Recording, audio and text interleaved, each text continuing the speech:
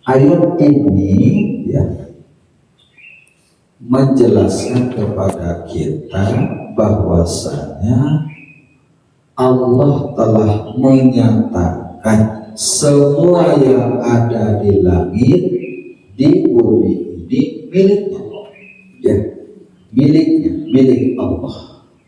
Ya, lillahi ma fis samawati wa ma fil ardh. Ya, kepunyaannya lah, miliknya lah, ya, lamnya lalil milki, ya. Ma fis samawati wa ma fil ardh. Ma apa? Ya, apa saja yang ada di langit ataupun apa saja yang ada di bumi, kalau kurang sadaya termasuk kita semuanya tanpa kecuali milik Allah. Ya, kalaupun kita berasa milik sendiri, istri sendiri, rumah sendiri, artinya milik Bapak. Ya, Bapak punya istri milik Bapak, ya, rumah juga sama, kendaraan juga sama. Itu hanya sebatas titipan izin Allah, ya, yang Allah izinkan itu kepada Bapak untuk menerima titipan, dan sifatnya temporer, tidak selamanya akan berpisah. Mungkin Bapak yang duluan meninggalkan istri, meninggalkan harta yang Bapak miliki, atau harta Bapak yang duluan meninggalkan pemiliknya atau meninggalkan Bapak. Mungkin Bapak sendiri duluan, atau Bapak lebih dulu meninggalkan istri, atau istri lebih dulu meninggalkan Bapak. Jadi yang namanya milik Bapak, ya, milik makhluk itu titipan, sifatnya sementara, ya, sementara. Itu kan parkir kan mendapatkan titipan dari si pemilik kendaraan, baik itu motor ataupun mobil, Pak. Intinya saya mau ke sana misalnya, itu pada sementara, mungkin beberapa jam atau hari, Pak, ya, itu tidak selamanya. Suatu saat akan diambil oleh sang pemilik, itu Allah Subhanahu wa Ta'ala, ya. Jadi seperti itu.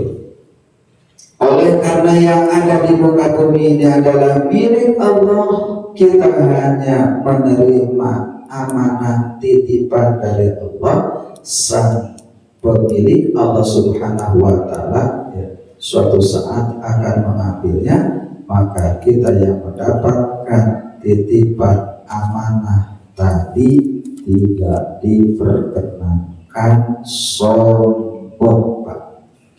Tidak diperkenankan merasa diri, ujub, takabur, riya, dan lain sebagainya. Sebab sifat itu sifat iblis, laknatullah.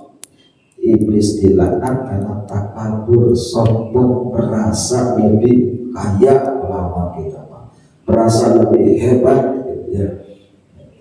Jadi seperti itu, Pak, ya. Nah, dipahami oleh para ulama, kalimat ini bukan hanya milik saja, tetapi hasil penciptaan, mengurus, mengatur, itu Allah, Pak. Bapak punya rumah dan itu milik Bapak. Itu artinya yang membangun Bapak, walaupun tidak langsung Bapak yang ngaduknya, yang nempelnya, tapi kan Bapak punya uang, nyuruh sama tukang, itu Bapak bangun. Ya, jadilah rumah itu, ya, hasil buatan manusia, hasil buatan kita. Gitu. Artinya Allah bukan hanya memiliki semua yang ada di langit maupun yang ada di bumi. Assalamualaikum. Itu semua sama-sama.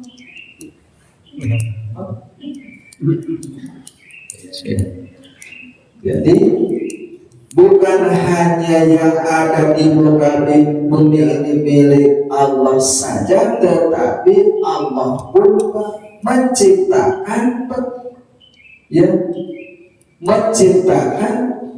dalam Quran langit dan bumi ini diciptakan 6 hari. Nama sak. 6 masa Allah menciptakan langit dan bumi ini. Nama masa itu dibagi 3, 2 hari 2 hari. 2 hari langit, 2 hari bumi, 2 hari isinya.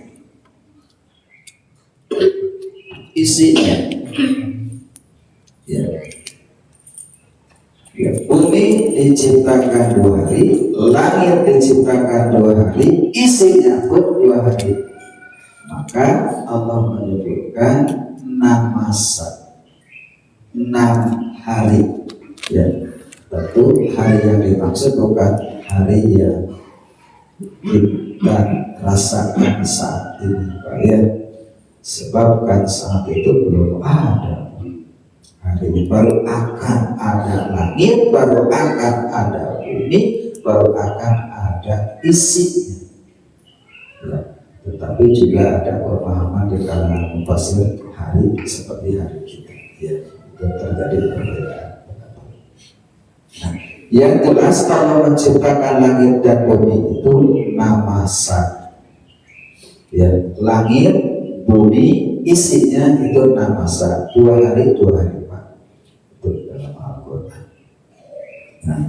Termasuk juga yang mengurus, yang mengatur Allah, mengatur tata surya, bintang, bulan, matahari, diatur oleh beredar pada porosnya masing-masing, tidak bertabrakan.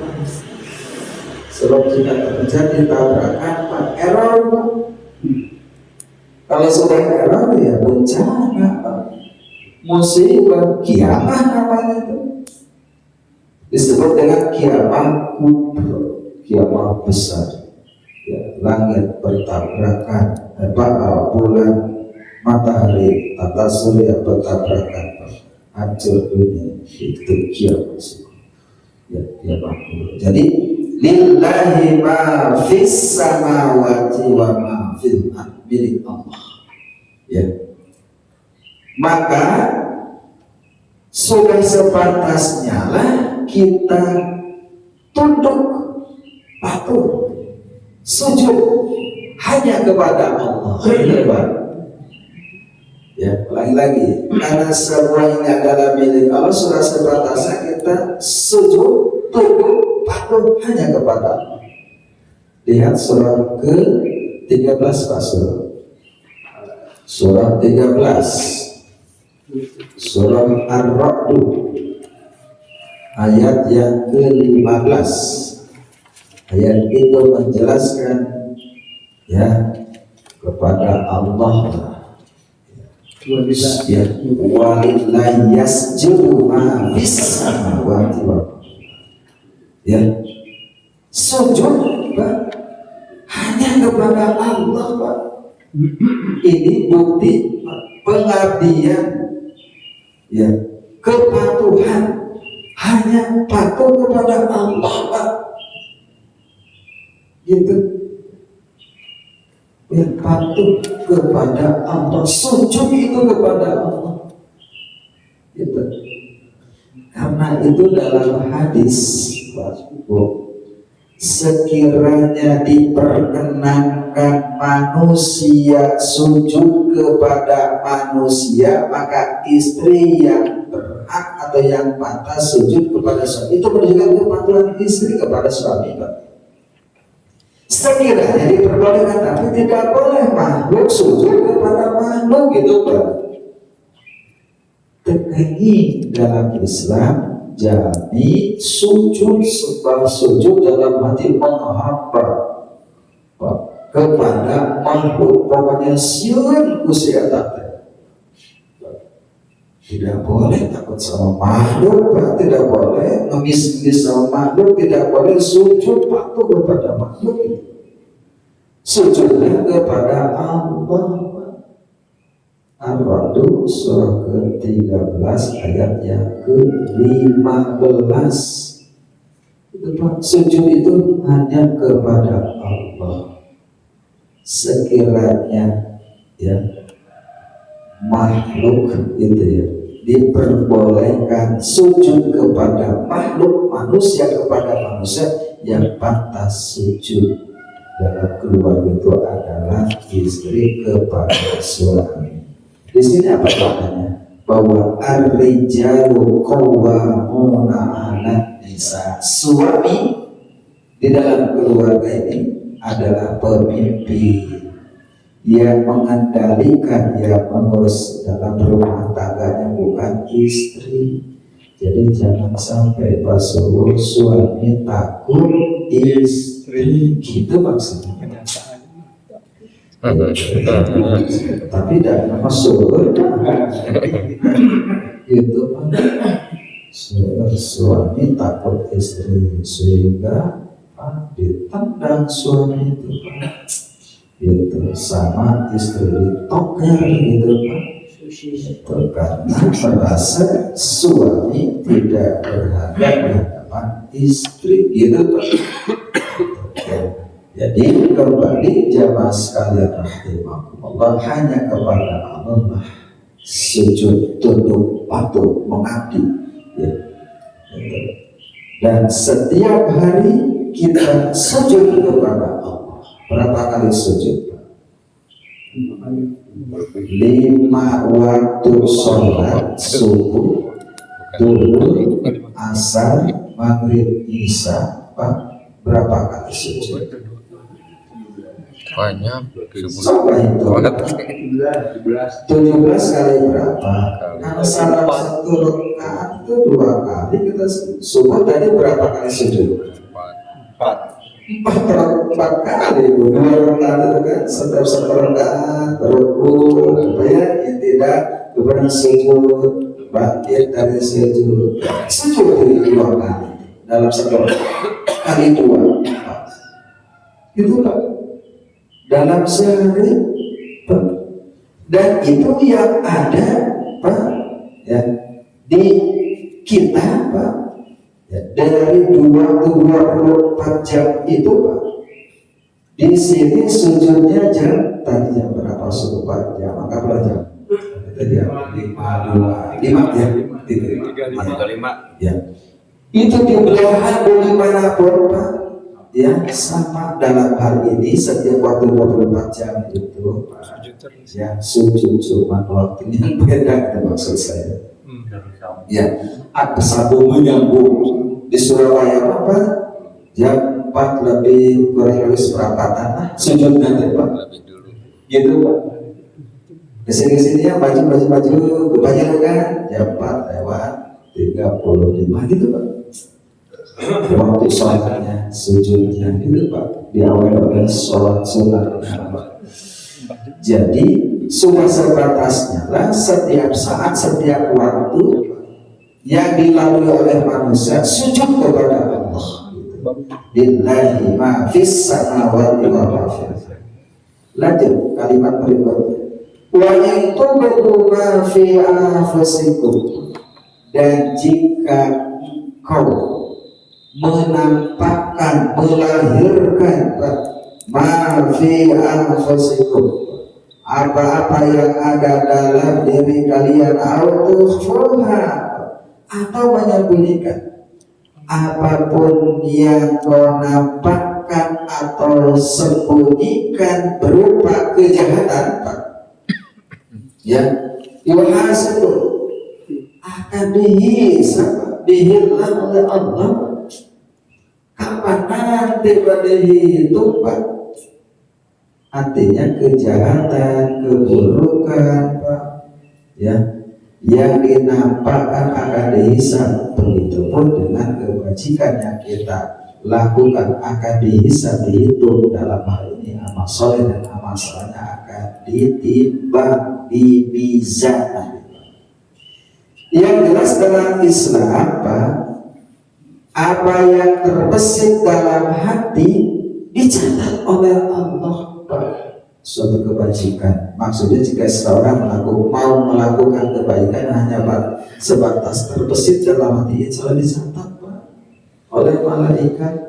Cek bapak tadi apa dia sholat berjamaah di bangku salam pada tepat waktu di sana, karena sebelumnya tidak tepat waktu, dicatat oleh Allah lewat malaikat.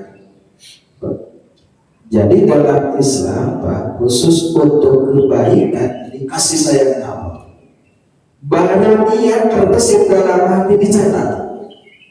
Ya, kalau niat kurma insya Allah ya belum dicatat, baru dicatat kalau sudah dilakukan.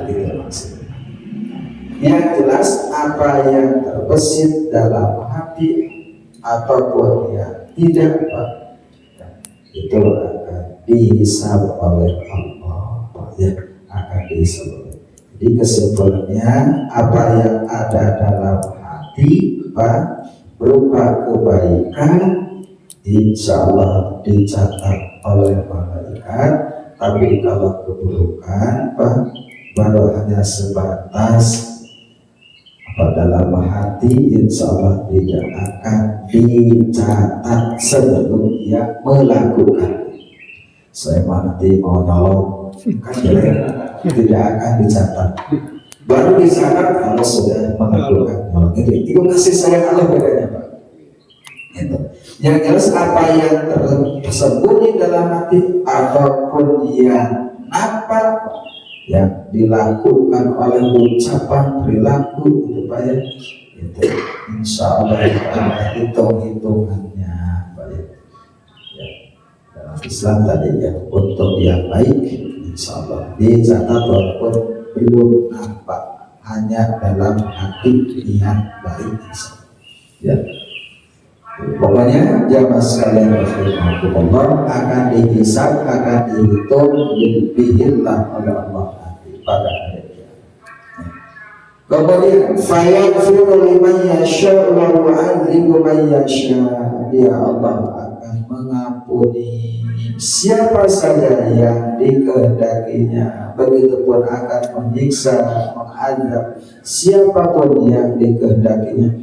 Oleh karena seperti itu maka Allah menurunkan para utusannya yang disebut dengan Rasul untuk memberikan tuntunan, jika kau ingin diampuni dosa, Allah lewat malaikat kepada Nabi disampaikan harus bertaubat. Gitu kan?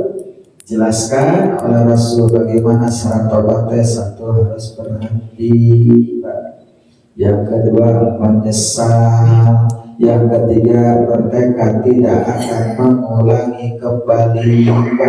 Jadi fungsinya Rasul itu salah satu di antaranya untuk menyampaikan risalah-risalah, tuntunan-tuntunan agama itu untuk umatnya. Jika ingin mau melakukan kebaikan harus seperti ini, syariat namanya. Jika mau sholat harus seperti ini Pak. Itu tuntunan-tuntunan ya, sebab dalam Islam ada syariat, hakikat, tarekat, marifat. Itu bagi kita sekarang syariat bagaimana tata cara pelaksanaan ibadah kita baik itu sholatnya, zakatnya, haji dan lain sebagainya ya. Jadi jamaah sekalian rahimakumullah, Allah mengutus Rasul untuk memberikan contoh tuntunan kepada umatnya. Maka jika ingin diampuni dosa, maka harus berhenti gitu, bertobat kepada Allah gitu, kembali ke jalan Allah. Sebab Allah akan mengampuni ya bagi orang yang dikehendaki, Allah akan mengazab atas perbuatan dosa bagi orang yang dikehendaki pula. Berarti Pak ya, hakikatnya kumaha Allah mengampuni dosa seseorang ataupun tidak mengampuni dosa seseorang. Kewajiban kita berarti Pak, ya tunduk patuh melaksanakan perintah Allah, ya Pak. Jika Allah sholat, ya. Apakah sholat itu bisa menghapus dosa? Ya Allah a'lam. Tapi yang jelas ada jaminan Pak. Ya. Surah Hud ayat 114. Innal hasanati yudhibnas sayyi'at, sesungguhnya kebajikan amal soleh kasaian itu akan menghapus dosa. Karena itu dijelaskan oleh Rasul dalam hadisnya, ittaqillah haitsu ma kunta wa abbi'is sayyi'ata hasanatan. Ya, bertakwalah kepada Allah dimanapun kalian berada, ikuti kejelekan ya dengan kebaikan. Setelah kita melakukan kebaikan, setelah kita melakukan perbuatan dosa karena terperosok oleh ya perbuatan dosa tadi, ikuti dengan amal soleh. Tabungan saya akan menghapus ya perbuatan dosa itu akan terhapus oleh amal soleh kita. Dulu tidak pernah sholat, sekarang sholat, insya Allah akan menghapus. Ya, harapan kita semua dosa-dosa yang pernah kita lakukan terhapuskan oleh kebaikan kita, gitu Pak. Ya, itu. Tapi kata tadi mayyasya, bagi orang yang dikehendaki oleh Allah. Kita harus yakin, gitu ya. Insya Allah kita dipilih oleh Allah mendapatkan kasih sayang dengan dihapus dosa-dosa kita.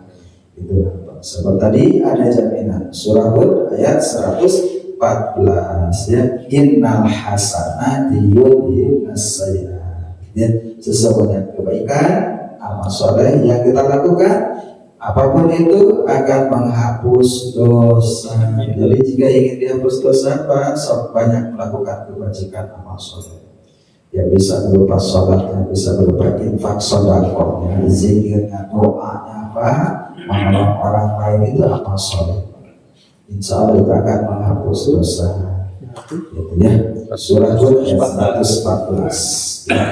Surah Hud ayat 114 itu ayat yang menjelaskan bahwa kebaikan kita akan menghapus kesalahan. Dosa kita terhapus oleh amal soleh. Ya, itu insyaallah. Tetapi tentu tadi hak prerogatif Allah, liman yasha, ya, fayaghfiru liman yasha wa yu'adzibu man yasha. Allah mengampuni dosa yang dikehendakinya, juga Allah mengazab siapapun yang dikehendaki oleh Allah. Berarti intinya Pak, ya, kembali kepada hak prerogatif Allah. Kewajiban kita melaksanakan tuntunan ajaran agama, ya. Nah, itu. Kemudian umat muslim kan menyembah Allah bahasa hari 5 kali waktu ya. Nah, tetapi kalau dianalogkan seluruh dunia, menyebut nama Allah itu nggak pernah berhenti barangkali dalam sehari semalam. iya. Karena dari ujung barat sampai ujung timur dan seterusnya itu menyebut nama Allah, kemudian sekaligus kita sebagai umat yang bersolat tidak pernah berhenti. Kalau seandainya berhenti, apakah itu menjadi tanda-tanda kiamat atau gimana Pak Ustaz? Ya, kalau di dunia ini semua kolong langit ini, di semua kolong langit ini manusia tidak ada yang menyembah Allah, ya sudah berakhir pada dunia ini. Ya. Berarti ada kiamat juga, bukan? Ya, artinya sudah berakhir pada kiamat. Tamat. Innal arda yarisuha ibadiyas sholih. Sebab bumi ini diwariskan untuk orang-orang yang soleh, untuk hamba Allah. Kalau bumi ini dinikmati semuanya Pak oleh orang yang salah, tamat Pak, game over, atas gitu Pak. Jadi ya dunia ini tegak Pak, ada Pak karena masih adanya orang yang soleh. Orang soleh itu orang yang menyembah Allah gitu. Masih ada yang menyembah Allah. Kalau sudah tidak ada seorang pun di dunia yang menyembah Allah, terus game over, kiamat. Gitu kiamat. Ya cekal dengan kawan atau ngukur begitu lah bahasa orang gitu banyak. Sebab dunia ini Allah ciptakan untuk orang-orang soleh, untuk orang-orang baik. Innallaha qadari ibadah soleh. Untuk orang-orang yang benar, jujur, baik, soleh, gitu loh. Bumi diwariskannya, dititipkannya, Pak. Kalau sudah tidak ada lagi, Pak, orang baik, orang soleh di muka bumi ini, apa sudah? Lamun tos keayaan menyembah ke Allah, menghamba kepada Allah, sudah Pak, gitu, tamat. Berarti selagi masih ada yang menyembah Allah, yang mengumandangkan azan, insya Allah Pak, kiamat itu tidak akan terjadi. Kiamat Harus yakin. Ya. paling kiamat Adanya kiamat yang dimaksud kiamat kubra itu. seluruh. Insya Allah. Ya itu. Kalau sudah tidak ada lagi sebabkan dalam pengetahuan kita, Pak, kiamat itu terjadi kalau sudah tidak ada lagi orang yang menyembah Allah. Orang yang berimannya, yang menyembah Allah yang sudah lebih dulu diwafatkan oleh Allah. Itu sudah diwafatkan oleh Allah, baru terjadi kiamat. Ya, bisa saja saat Allah diwafatkan semuanya yang beriman, yang tersisa orang kafir. Bisa saja Allah Allah ya jadikan kiamat hari ini, bisa, tidak ada yang susah bagi Allah. Yang jelas intinya, kalau dunia ini tidak ada lagi yang menyebut Allah, pengembangan azan, tidak ada yang menyembah atas di gunung, langit itu ditilepan bahasa Sunda nama Pak, dibereskan bahasa orang nama Pak, karpet dan beresan atau sore gitu, sudah selesai permainannya gitu bahasa kitanya Pak, gitu ya. Sebab dunia ini kan panggung sandiwara, tempat permainan, gitu ya. Begitu. Jadi sudah beresana permainannya, sudah guru tikarnya. Artinya Pak dunia ini hancur. Jadi seperti itu. Jadi kiamat itu terjadi kalau sudah tidak ada lagi orang yang beriman, yang menyembah Allah, yang menyebut Allah, memandang azan, tidak lagi yang sholat. Ya. Itu tidak ada karena diwafatkan oleh Allah, gitu kan, diwafatkan oleh. Ya. Kemudian yang selanjutnya, ya, wallahu ala kulli syai'in qadir, dan Allah Maha Kuasa Pak, atas segala sesuatu. Allah itu berkuasa, Maha Kuasa Pak, gitu ya, atas segala sesuatu yang dikehendaki oleh Allah. Kata Allah, tegak ini bumi, ayat ciptaan saat ini Pak, gitu, hancur.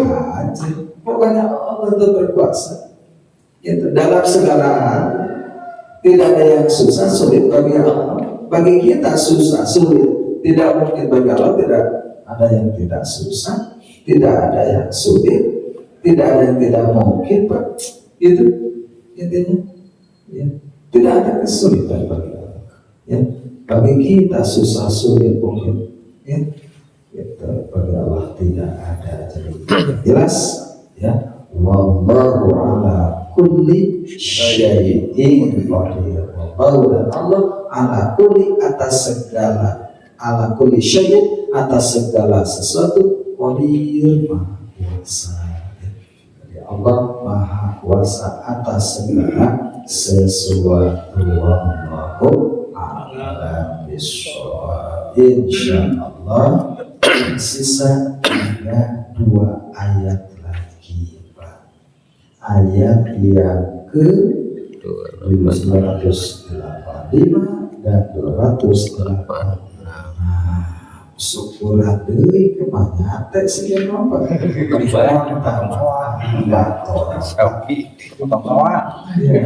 berapa lama kita ngaji Pak? Sudah ada 2 tahun? Belum 1 tahun setengah. 1 tahun setengah.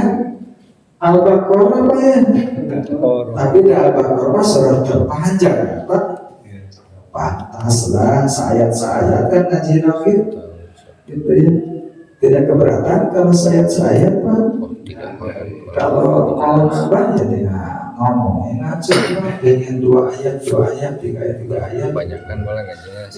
Tapi tentunya bagi kita, bagi bapak-bapak kita semua baca Al-Quran, belajar di sini ya. Yang penting bagaimana kita bisa memahami, mengamalkan di samping benar bacaannya, gitu Pak ya. Gitu. Di samping benar bacaannya kita belajar memahaminya. Sebab saja baru kali ini saya melihat Al-Quran secara perkata, diterjemahkan, dijelaskan maksudnya, kan gitu Pak ya? Gitu, jadi paham, oh begini maksudnya. Sebab Al-Quran harus dibunyikan, ya harus dijelaskan, ya, supaya bernilai. Ini tadi Allah itu kan berkehendak. Apa Pak? Yang jelas bukan Pak? Tadi itu kan Allah maha berkehendak. Ya, apakah itu bisa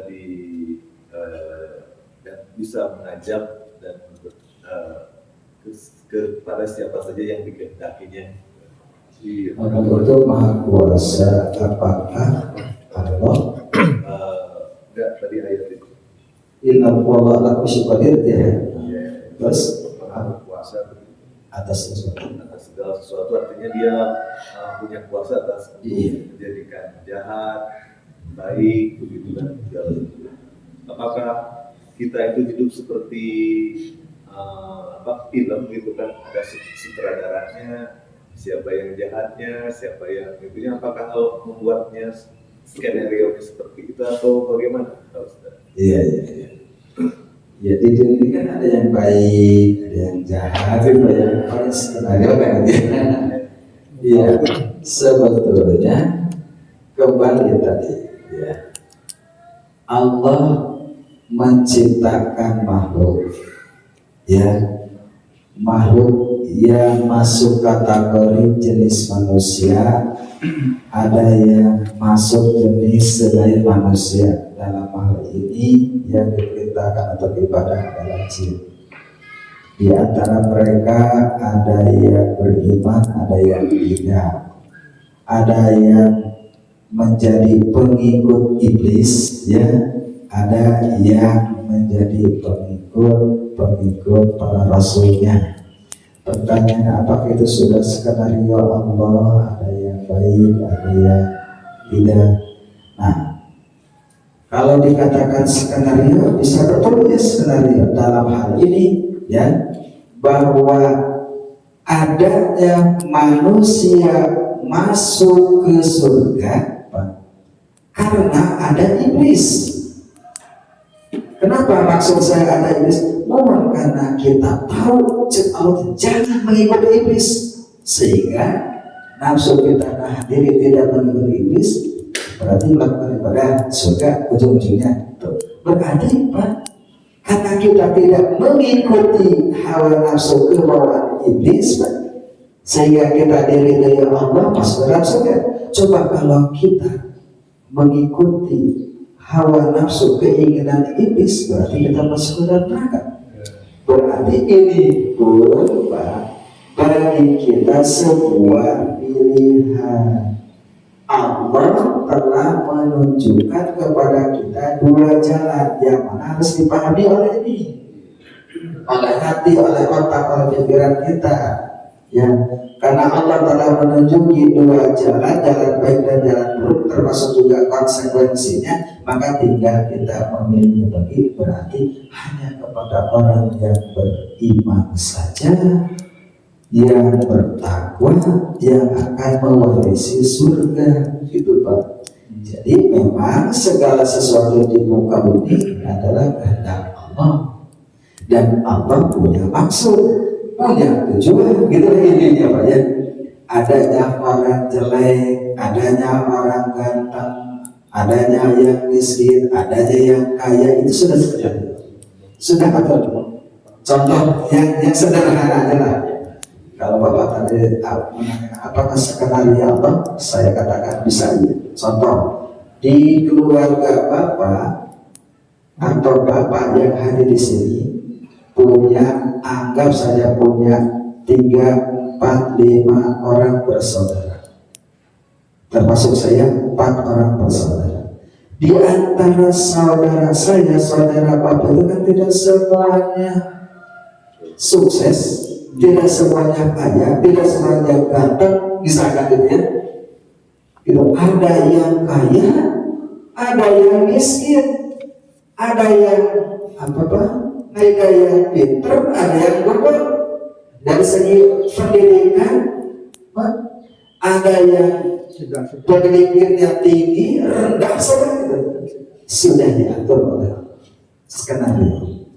Kenapa ada yang kaya? Supaya yang kaya ini bisa membantu yang lemah, yang miskin. Dengan membantunya yang miskin, Pak, kita dapat pahala kebaikan surga gitu. Gitu kan ujung-ujungnya, Pak.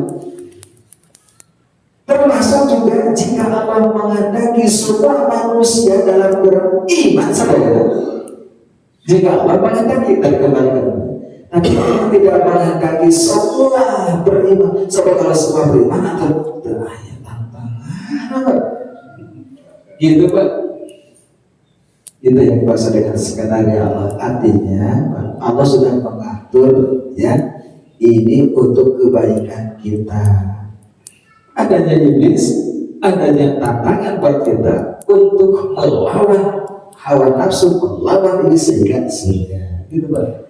Adanya seseorang yang dalam keluarga itu menjadi orang yang sukses, yang kaya, yang pintar, supaya Allah membantunya di bawah yang miskin, yang lemah, gitu Pak.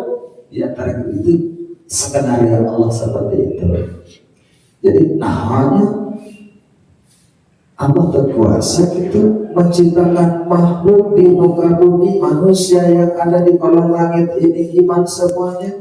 Cik Bapak, jawabannya kuasa kalau Allah menghendaki gitu. Tapi Allah tidak menghendaki harus sama semuanya gitu Pak. Gitu. Allah tidak menghendaki manusia sama semuanya di sini. Itu ada maksud tertentu bagi manusia. Itu Pak intinya, bisa dipahami ya. Jadi dalam keluarga kita pun ada yang kaya, ada yang miskin, ada yang bodoh, ada yang pintar, ada yang soleh, ada yang tidak soleh. Gitu Pak. Dalam keluarga itu adalah skenario untuk keluarga supaya yang pintar Pak mencerdaskan yang bodoh, yang kaya membantu yang miskin. Sehingga itulah yang aman, dengan itulah akan memperoleh rahmat ridho Allah surga. Itu intinya. Ya, jadi Allah berkuasa ya, untuk menjadikan umat ini satu umat muslim saja. Gak usah banyak nurunkan Rasul, cukup satu. Kalau Allah menghendaki, tapi Allah tidak menghendaki seperti itu dengan skenario. Ya, itu saja mungkin kata Bapak. Ya. Mudah-mudahan bisa dipahami oleh kita semua untuk diamalkan. Ya. Astagfirullah.